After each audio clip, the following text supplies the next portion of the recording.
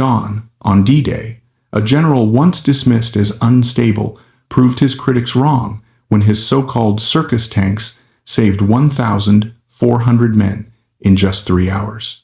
At 9:17 on the morning of June 6, 1944, a Sherman crab rolled off the landing craft and onto Gold Beach. It moved forward at walking speed, not charging, not firing, but beating the sand in front of it with spinning chains. Mines exploded one after another, controlled, predictable, harmless to the men following behind. Infantry stepped into the cleared lanes without hesitation. No shouting, no panic, no bodies left in the surf. 4 years earlier, the man responsible for that machine had been removed from the British Army. Major General Percy Hobart, a career officer with 3 decades of service, had been officially labeled lacking in stability by his superior, General H.M. Jumbo Wilson. The words were not spoken in anger or haste. They were written in formal correspondence, approved, filed, and acted upon. In November 1939, with Europe already at war, Hobart was dismissed from active command. His ideas were judged too radical for modern warfare.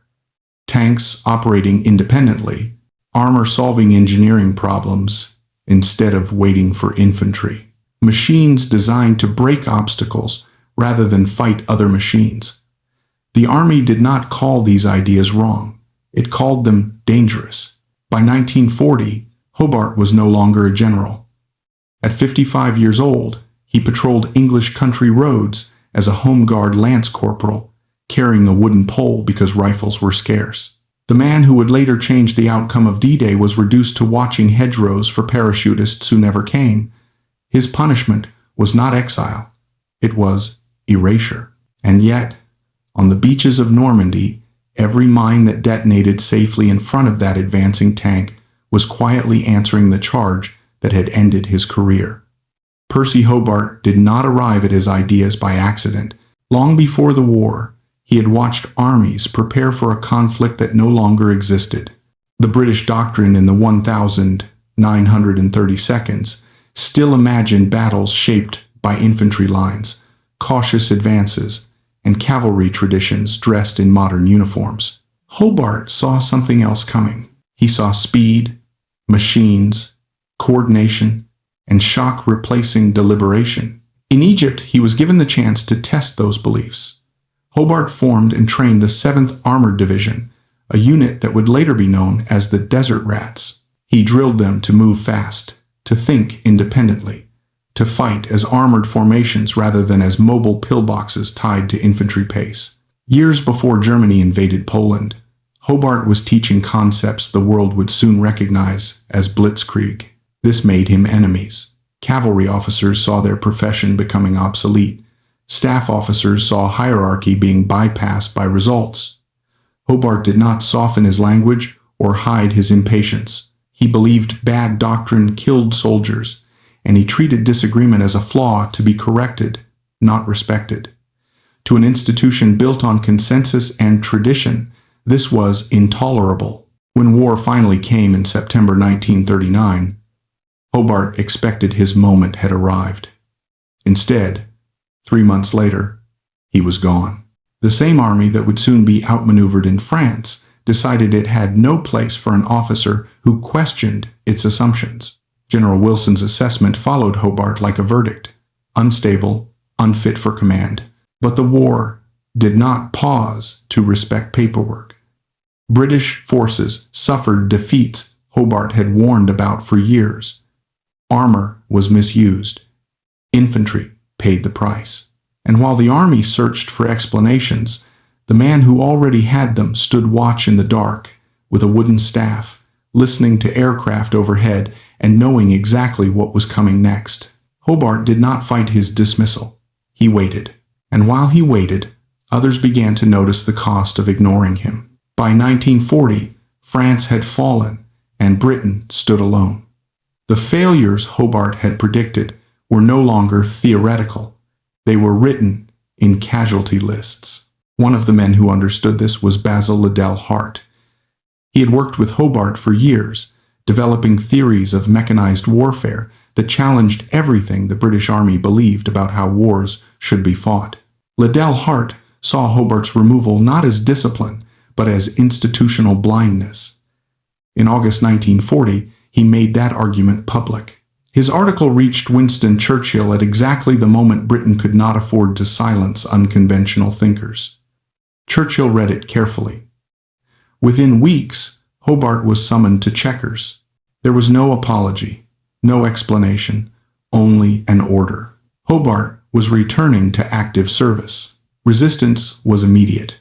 Senior officers warned that Hobart was difficult, uncooperative, and unsuited to modern command structures. Churchill ignored them. He understood something the system did not. Wars are not won by harmony, but by solutions that work under fire. Hobart was given the 79th Armored Division, a formation scheduled for disbandment. Instead of treating it as a liability, he turned it into a laboratory. Its mission was not to fight as a conventional unit, but to solve problems no one else wanted to confront: mines, concrete, wire, water, obstacles that stopped armies before the shooting even began. Hobart issued a single directive that reversed military tradition. Ideas would come from anywhere: privates, corporals, engineers, mechanics. Rank did not matter. Function did. If a machine could save lives on a beach, it would be built. The result was a collection of vehicles so strange they were mocked as circus acts: tanks with spinning chains, tanks that fired massive demolition charges, tanks that carried bridges, carpets, and flamethrowers. To traditionalists, they looked ridiculous. At first light on June 6, 1944, the difference between theory and reality was measured in seconds. Water-soaked uniforms, rifles clogged with sand, men stumbled out of landing craft into waves already red with blood. German guns were awake, zeroed, disciplined. The Atlantic Wall was not a line on a map. It was concrete, wire, steel, and mines waiting at chest height. Where Hobart's machines landed, the killing rhythm broke almost immediately. On Gold Beach, the sound that dominated the shoreline was not machine gun fire. It was metal chains striking sand at industrial speed. Sherman crabs moved forward deliberately, their flails tearing the surface apart.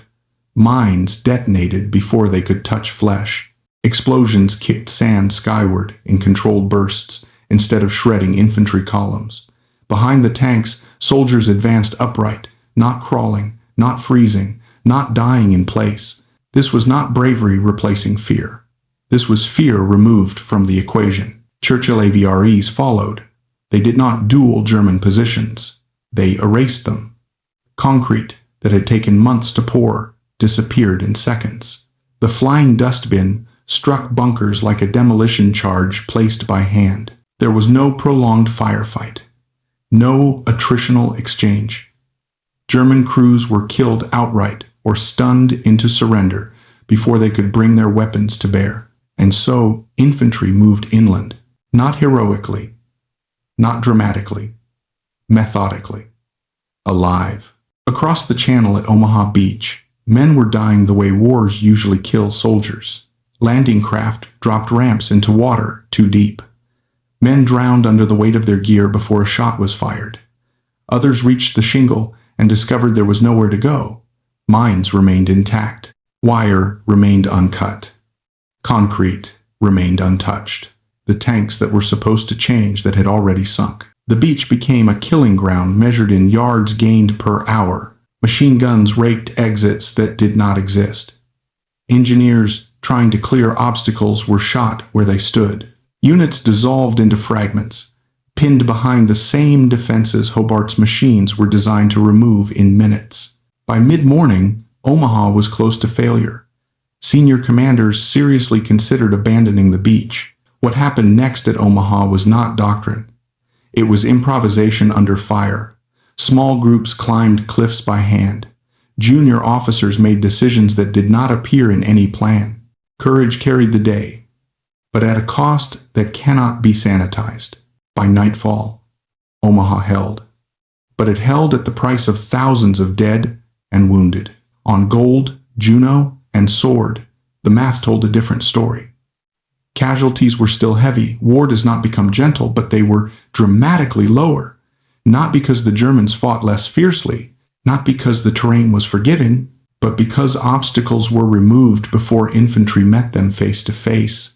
Between 6:30 and 9:30, roughly 1,400 men did not die. Not over the course of the Normandy campaign. Not across weeks of maneuver. 3 hours. One tide cycle. One decision made years earlier by a man the army had labeled unstable. Those men went home after the war. They married. They worked. They had children who would never know how close their existence came to ending on a strip of French sand. At Portsmouth Harbor, Percy Hobart listened to radio reports. He did not celebrate. He did not gloat. He did not say a word about vindication. He knew exactly what the numbers meant. He had always known. 4 years earlier, General Wilson had written that Hobart lacked stability. What he had actually lacked was patience for a system that accepted preventable death as the price of tradition. D-Day proved that innovation was not recklessness. Ignoring it was. The difference between unstable and visionary was not philosophical. It was physical. It was measured in bodies that never reached the surf. And once the shooting stopped, no memo, no career decision, no polite justification could ever erase what the beaches had revealed under fire. The beach does not care about doctrine. At first light on June 6, 1944, the difference between theory and reality was measured in seconds.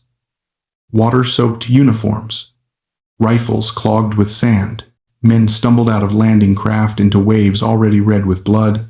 German guns were awake, zeroed, disciplined. The Atlantic Wall was not a line on a map.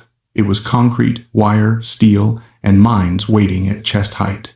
Where Hobart's machines landed, the killing rhythm broke almost immediately. On Gold Beach, the sound that dominated the shoreline was not machine gun fire.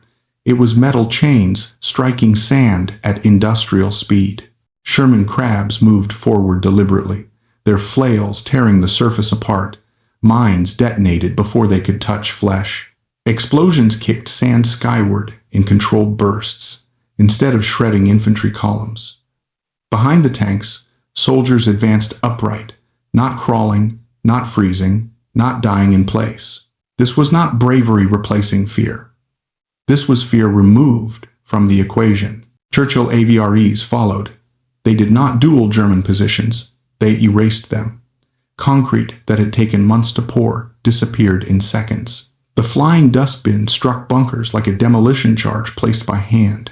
There was no prolonged firefight, no attritional exchange. German crews were killed outright or stunned into surrender before they could bring their weapons to bear. The beach began to open, and so infantry moved inland, not heroically, not dramatically, methodically, alive. Across the channel at Omaha Beach, men were dying the way wars usually kill soldiers. Landing craft dropped ramps into water too deep. Men drowned under the weight of their gear before a shot was fired. Others reached the shingle and discovered there was nowhere to go.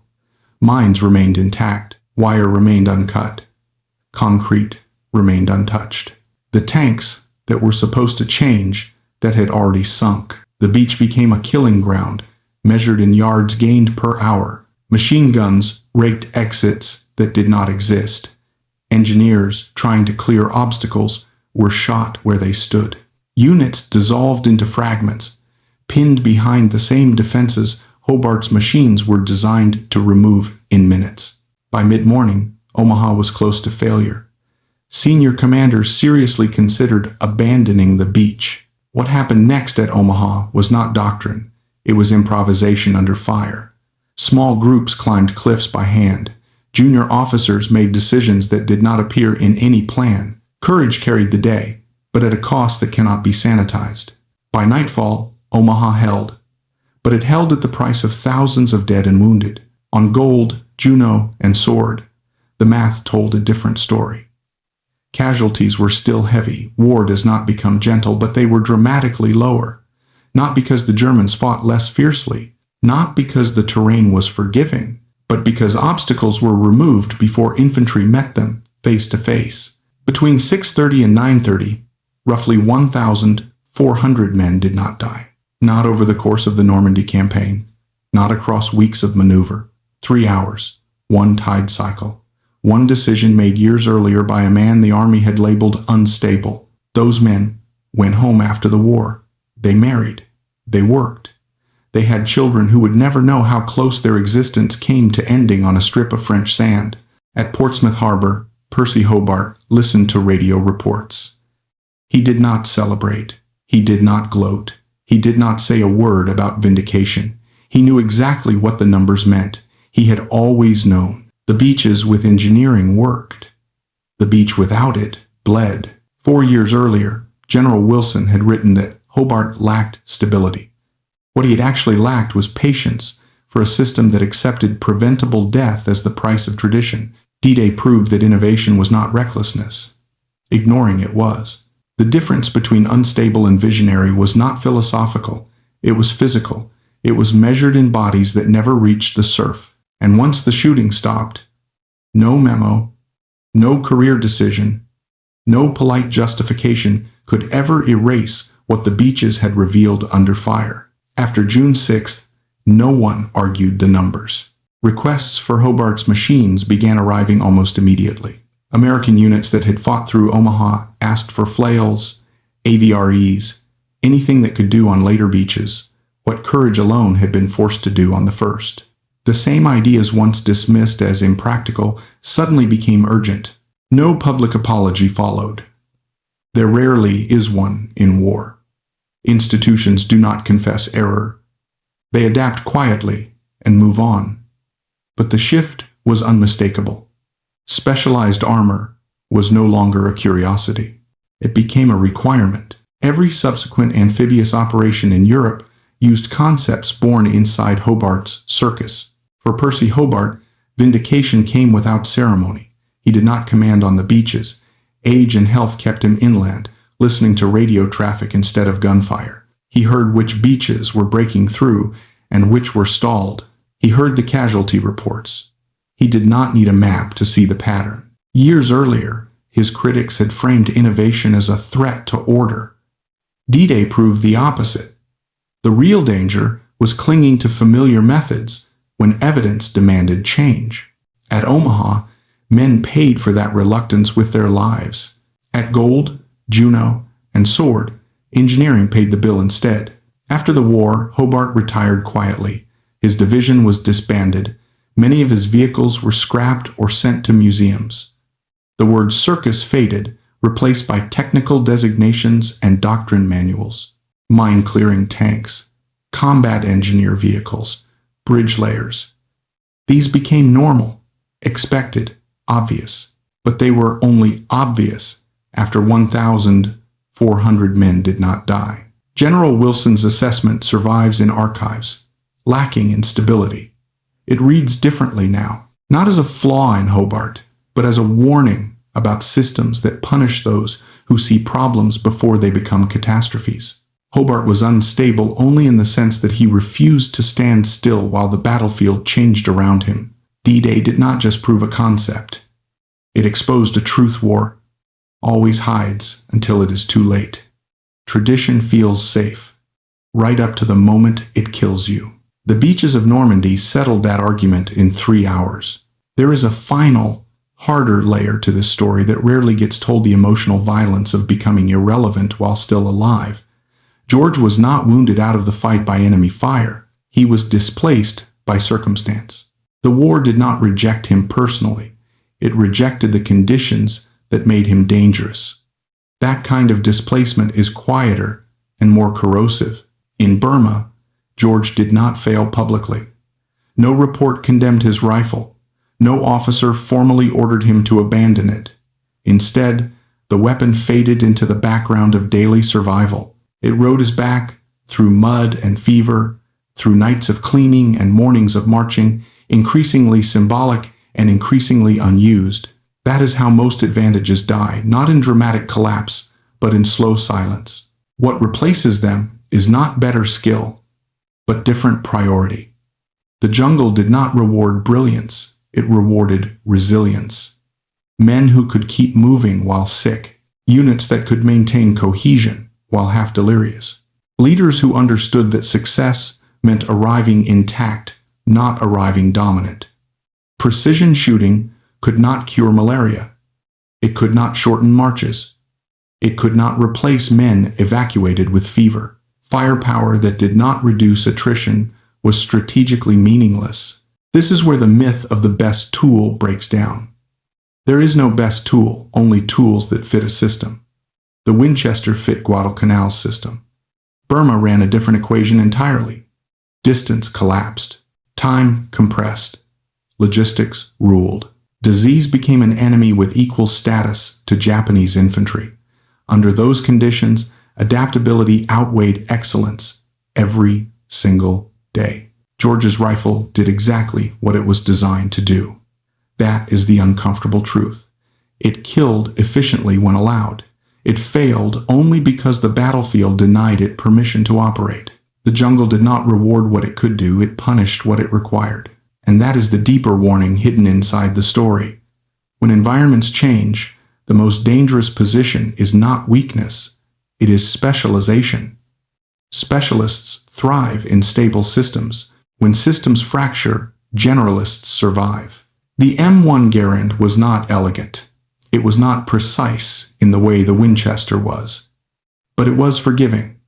It forgave bad footing, rushed decisions, imperfect sight pictures, exhaustion, fear. It forgave chaos. That forgiveness is what made it dominant. Modern war increasingly selects for forgiveness over perfection. There is a reason his book devotes far more attention to Guadalcanal than to Burma. Guadalcanal was a place where cause and effect aligned cleanly. Burma was not. Burma was attrition, confusion, compromise. It was a war of margin so small that personal excellence disappeared into averages. Writing honestly about that kind of war is harder because it denies readers the satisfaction of clear heroism. Yet Burma is the more modern lesson. Most conflicts do not reward clean narratives. They reward endurance, logistics, redundancy, and adaptability. They reward systems that keep functioning when individuals break. George's story matters because it captures the moment when warfare stopped caring who the best man was and started caring which system could outlast the environment. That transition did not end in 1944. It accelerated. Every conflict since has reinforced the same principle. Technology changes. Weapons evolve. But the underlying logic remains brutal and consistent. The battlefield selects for relevance, not reputation. The Winchester Model 70 now sits behind glass, quiet and inert. Visitors see craftsmanship. Historians see transition. Soldiers who understand the lesson see something else entirely, a warning, a reminder that skill, no matter how refined, must continuously justify its place inside a changing system. John George survived because he learned that lesson in time. He stopped trying to force the battlefield to reward his strengths and started adapting to what it demanded. That adaptability, not the rifle, not the kills, is why his story still matters. In war, as in life, the most dangerous moment is not when you are outmatched. It is when the world changes and you insist on staying the same. The men who survived those first hours rarely spoke about design, philosophy, or doctrine.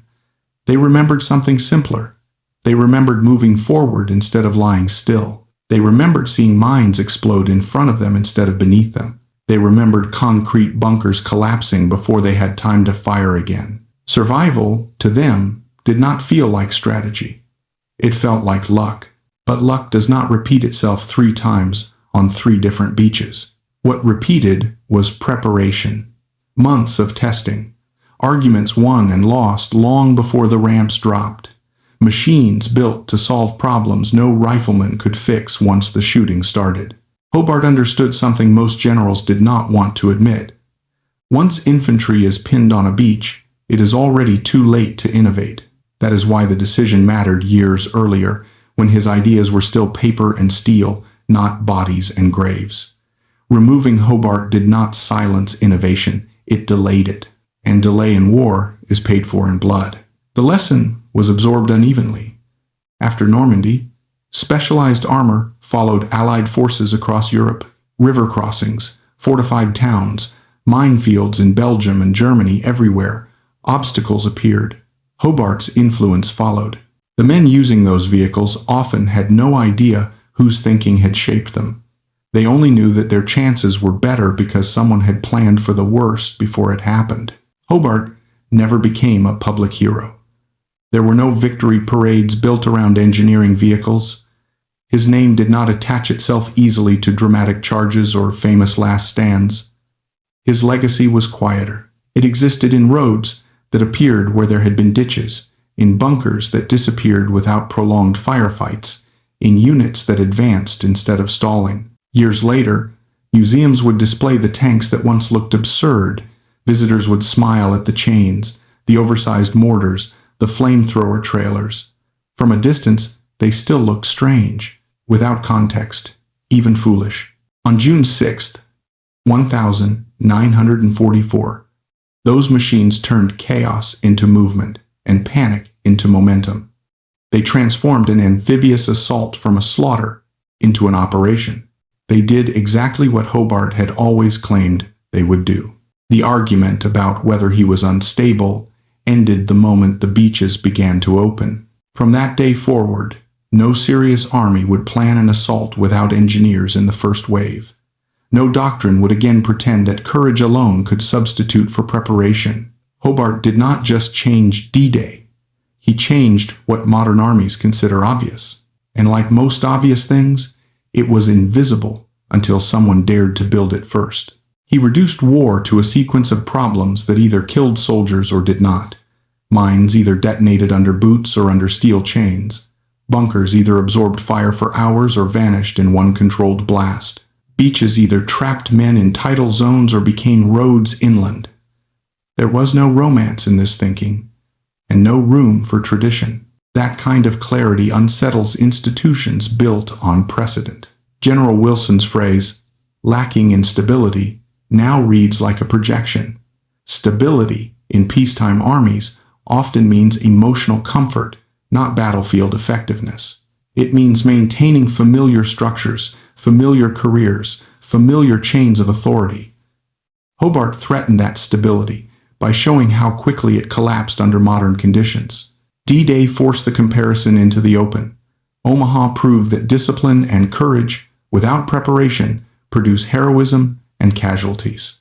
Gold, Juno, and Sword proved that engineering, applied early, produces momentum and survival. Both outcomes involved bravery. Only one avoided unnecessary death. After Normandy, the argument ended quietly. Not because anyone admitted fault, but because results made denial impossible. Requests for specialized equipment multiplied. Training manuals changed language. Engineering stopped being a support function and became a combat requirement. Hobart did not live to see his influence fully absorbed. He died in 1957, before television documentaries, before popular histories, before his work was celebrated beyond specialist circles. But every modern combat engineer vehicle carries his fingerprint. Every mine-clearing system, every bridge layer, every armored obstacle remover is a descendant of a man once deemed unfit for command. The beaches of Normandy offer a brutal equation. Innovation delayed equals lives lost. Innovation applied equals lives saved. The difference between the two is rarely visible until it is irreversible. Hobart understood that long before June 6th. That was his crime. And that is the part history struggles with. Wars celebrate acts that happen in minutes. Charges, last stands, breakthroughs under fire. They are visible, emotional, easy to frame as courage. Hobart's contribution happened earlier, in workshops, arguments, and planning rooms where no one bled and no medals were awarded. His work prevented moments that would have made dramatic stories. There is no monument to the machine gun nest that never fired because it was buried under concrete rubble at 740. No citation for the platoon that never froze on a mined beach because the mines were already gone. No headline for the commander who never had to decide whether to abandon a landing because the landing never stalled.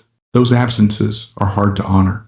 After the war, militaries quietly absorbed the lesson without revisiting the judgment that had delayed it. Doctrine evolved. Engineering units moved forward in the order of battle. Specialized armor became standard. Amphibious assault planning changed permanently. No one needed to mention Hobart's name for his thinking to win. But the beaches remember. Omaha is remembered for courage under impossible conditions, because courage was all that was left. Gold, Juno, and Sword are remembered as successes, because preparation did its work early and then disappeared from view. Both stories matter. Only one should have been necessary. The cruelest irony is that Hobart was never reckless. Every one of his machines addressed a known, measured problem. Mine densities were calculated. Concrete thickness was studied. Soil load-bearing capacity was tested. These were not gambles. They were answers waiting for permission. Permission came late. General Wilson's words survive because they were written down. The lives saved do not leave the same paper trail. They returned home quietly, indistinguishable from millions of others who survived the war. Their survival does not announce itself in archives. It has to be inferred by comparison, by subtraction, by looking at which beaches bled and which moved. 1,400. Not as a statistic, but as a measure of delay, a measure of what happens when innovation is treated as instability and stability is treated as safety. D-Day compressed that lesson into 3 hours because the battlefield allows no appeals process. Hobart did not need vindication speeches or revised evaluations. The shoreline did that work for him. Steel chains spinning at 142 revolutions per minute said everything the War Office would not. In the end, the difference between unstable and visionary was not decided in a boardroom. It was decided in the surf, under fire, by men who lived or died based on which ideas had been allowed to exist before the war began. That is the part worth remembering. And that memory carries a warning that extends far beyond Normandy. Every army, every institution, eventually faces the same choice Hobart forced on his superiors. Accept disruption early when it feels uncomfortable and unnecessary, or accept casualties later when the cost can no longer be argued away. The first option threatens careers. The second threatens lives. History shows which one is usually chosen. On D-Day, agreement failed. Outcomes did not. The beaches demonstrated something brutally simple. Bravery is not a substitute for preparation. Courage is not a mind-clearing device. Discipline does not stop concrete. When innovation is delayed, soldiers become the testing phase. The men at Omaha were not less capable. They were simply asked to solve problems with their bodies that machines had already proven capable of solving instead. Their suffering was not the result of fate or bad luck. It was the result of decisions made months and years earlier, when unconventional ideas were set aside to preserve comfort and continuity. Gold, Juno, and Sword were not bloodless. War never is. But their losses were bounded, controlled, predictable. The difference was not valor. It was foresight. That is why Hobart's story matters long after the machines have rusted and the beaches have quieted. It is not a story about tanks.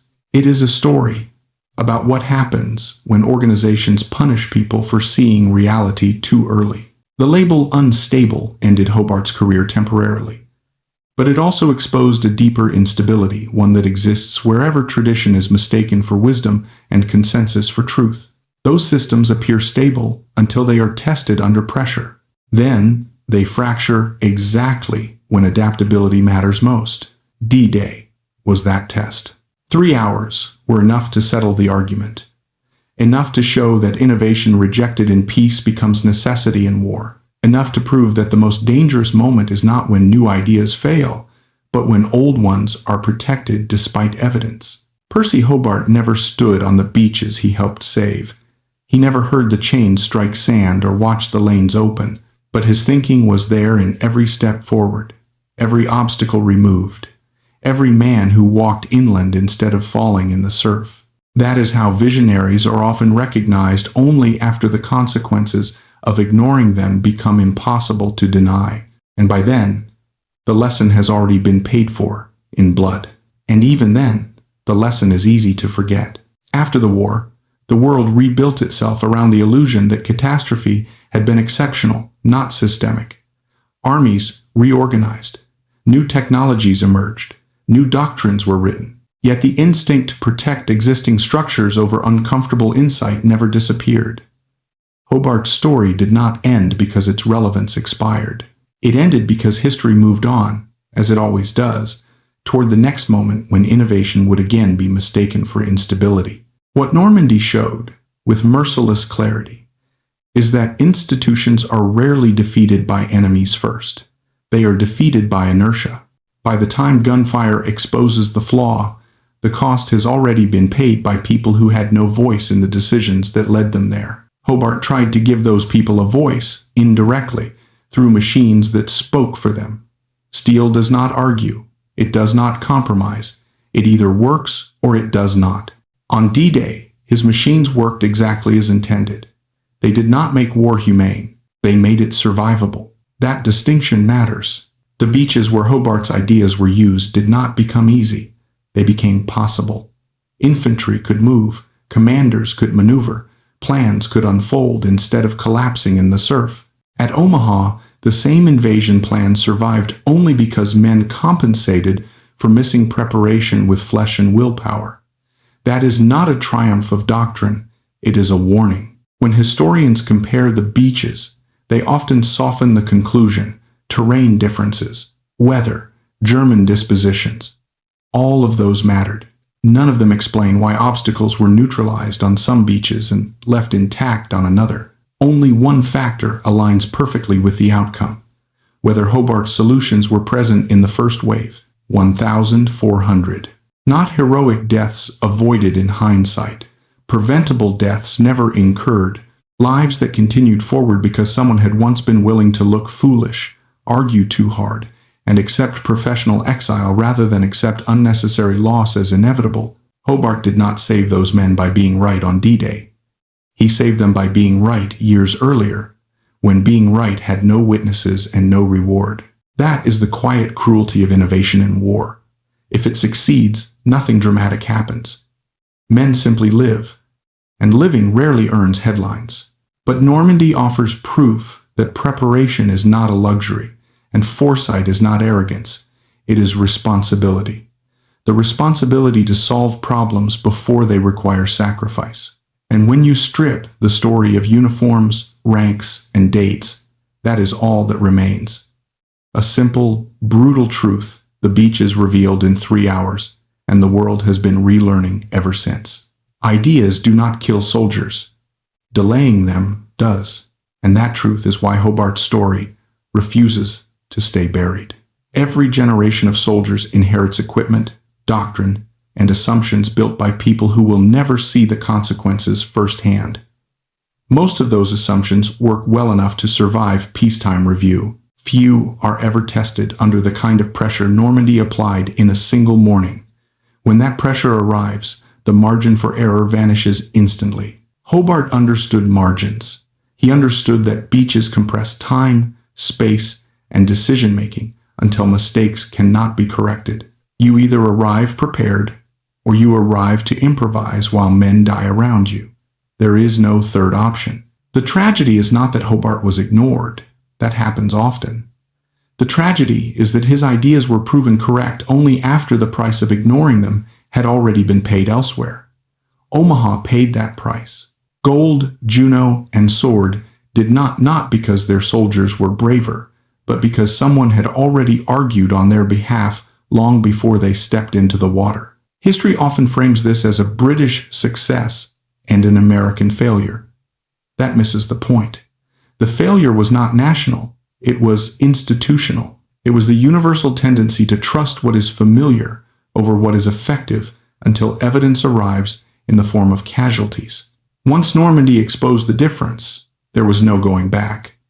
Post-war armies across the world quietly rewrote their assumptions. Engineering moved forward. Specialized armor became normal. Amphibious assaults were no longer imagined as infantry problems with naval support, but as engineering problems solved under fire. Hobart's thinking won completely and anonymously. That anonymity is fitting. His work was never about recognition. It was about subtraction. Fewer bodies, fewer stalled landings, fewer moments where courage was asked to compensate for avoidable failure. Those successes leave little to commemorate, yet Normandy leaves one enduring measure. When you compare the beaches side by side, stripped of narrative and patriotism, the conclusion is unavoidable. Innovation, applied early, saves lives. Innovation delayed creates heroes and graves. Percy Hobart lived long enough to know he had been right. He did not live long enough to see how completely the world would adopt what once ended his career. That adoption stands as his real legacy. Not tanks in museums, not footnotes in Doctrine, but a lesson written into modern warfare at the cost of men who should never have had to pay for it. The beaches spoke once. The question is whether institutions listen the next time before the surf turns red again. And listening is the hardest part, because listening requires admitting that safety can be an illusion, that experience can mislead, and that hierarchy does not guarantee correctness. Hobart threatened all three. He did not just propose new machines. He challenged the assumption that wars could be planned around comfort zones and adjusted later by courage. Normandy proved there is no later in the first hours of an assault. Once the ramps drop, every unresolved problem demands payment in blood. Mines do not wait for bravery. Concrete does not respect rank. Machine guns do not pause for improvisation. They simply do what they were built to do. Hobart's genius was understanding that reality long before it became undeniable. That is why his critics were never really arguing about tanks. They were arguing about control, about who gets to decide what is necessary before consequences arrive. Calling Hobart unstable was a way to reassert order over discomfort. It worked until the beaches removed the abstraction. After D-Day, no one could claim ignorance. The contrast was too sharp. One beach nearly failed. 3 others broke open on schedule. Same enemy, same day, same war, different preparation. From that moment on, specialized engineering stopped being optional. It became doctrine not because someone finally admitted Hobart was right, but because the battlefield had rendered the debate obsolete. War does not argue. It records outcomes. The uncomfortable truth is that Hobart's story is not rare. Every conflict produces its Hobart's people, who see friction points early, propose disruptive solutions, and are pushed aside for being difficult. Most are never rescued by a Churchill. Most are never vindicated by a single, dramatic day. That is why this story matters beyond World War II. It is a reminder that innovation is not reckless by default, and tradition is not safe by nature. One must earn its place by surviving contact with reality. On June 6, 1944, Hobart's ideas survived. The objections to them did not. Unstable was wrong. Unconventional was right. And the proof was written not in theory, but in the men who walked off the sand and lived the rest of their lives never knowing how close they came to being counted among the dead. That is the final legacy of Hobart's circus tanks. Not spectacle, survival. And survival is the one outcome war never argues with. It does not matter how strange a machine looks, how uncomfortable an idea feels, or how badly it disrupts established careers. When the shooting starts, only results remain. Normandy stripped everything else away. It reduced decades of debate to a single comparison written across 5 beaches. On one, men were asked to endure the impossible and somehow prevail anyway. On the others, men were given tools designed so they would not have to. That difference was not accidental. It was engineered. Hobart never claimed his machines would make war clean. He claimed they would make it shorter at the point of contact, less chaotic, less wasteful. He was not trying to remove danger. He was trying to remove stupidity. Mines that could be detonated safely, bunkers that could be neutralized without hours of exposure, obstacles that could be solved by steel instead of bodies. That logic offended a system built on inherited assumptions. Until June 6th, after that morning, no serious planner could argue that engineering belonged behind infantry. No commander could honestly claim that courage alone was a sufficient answer to prepared defenses. The beaches had demonstrated, in real time, what preparation looks like when it works and what happens when it is absent. Hobart's greatest victory was not that his ideas were adopted, it was that they became invisible. Once a solution becomes standard, no one remembers how controversial it once was. It simply becomes how things are done. That is the fate of successful innovation. Normandy forced the issue. The beaches became a ledger. On one side, preparation and engineering. On the other, improvisation and loss. The numbers did not lie. They never do. 1,400. Lives not saved by luck. Not saved by heroics after the fact. Saved because someone once refused to accept that death was unavoidable if it could be engineered out of the equation. That is why Hobart's story endures. Not because it flatters any nation or branch of service, but because it exposes a universal failure mode. The tendency to punish those who solve problems before the problems become undeniable. War forgives nothing. It waits patiently until theory meets reality, and then it collects. On June 6, 1944, Percy Hobart's ideas met reality and held. The objections to them collapsed in 3 hours.